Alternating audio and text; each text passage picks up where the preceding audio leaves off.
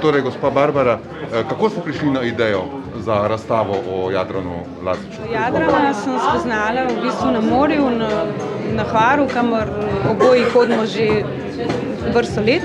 In seveda me je takoj navdušil, potem ko je začel razlagati, kaj vse je že v življenju naredil in kakšna je ta njegova fotografska pot. In potem so se začela dogovarjati, kako bi to predstavljala tudi v galeriji fotografij. In ko je spomladi v bistvu začel ta projekt z to obsežno monografijo in so turnejo po različnih mestih bivše Jugoslavije, so se potem dogovorila, da je zadnje mesto bo pa v Ljubljani, da bo ta zadnji del razstave pa potem v Ljubljani v moji galeriji in to je zdaj tukaj. Torej, Branko, vi poznate Jadrana Lazića že dlje časa, ne? Že dlje časa, ja. Tako. Kako spremljate njegovo pot?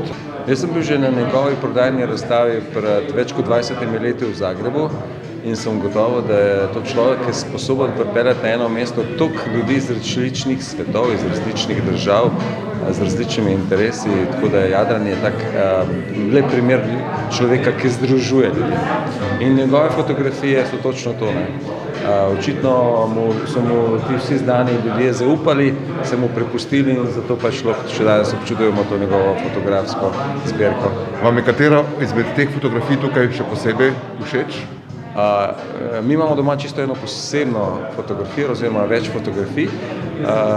Ko smo nekoč letovali na Hvaru, smo bili na vrhu otoka Hvara, čisto gor na vrhu, se skoraj lahko dotikaš neba in tam ima Jadran en tak ranč, ogromno posajene levande, oljk, konji divjajo okrog in Jadran ima nekatjo sliko na tistem polju lavande in to je ena najlepših fotografij, ki jo imamo doma.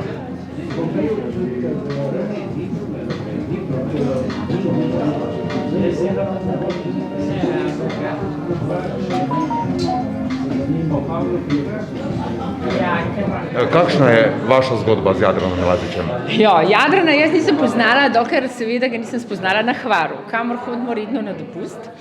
Tako da v bistvu, ker smo družinski prijatelji in sosedje z Barbaro Čeferin, je potem ona slučajno, ko smo prišli k njej eno večer prinesli neke stvari, imela Jadrana na obisku.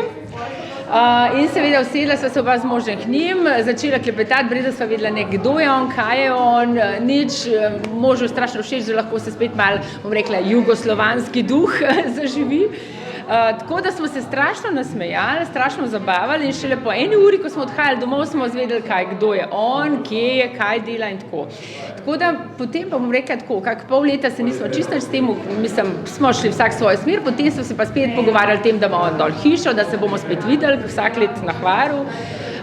In nas je začelo seveda zanimati, kaj to on počne, glede na to, da on živi pol leta v LA-ju in to je bilo vse tako pompozno in slavno, se tako, wow, super.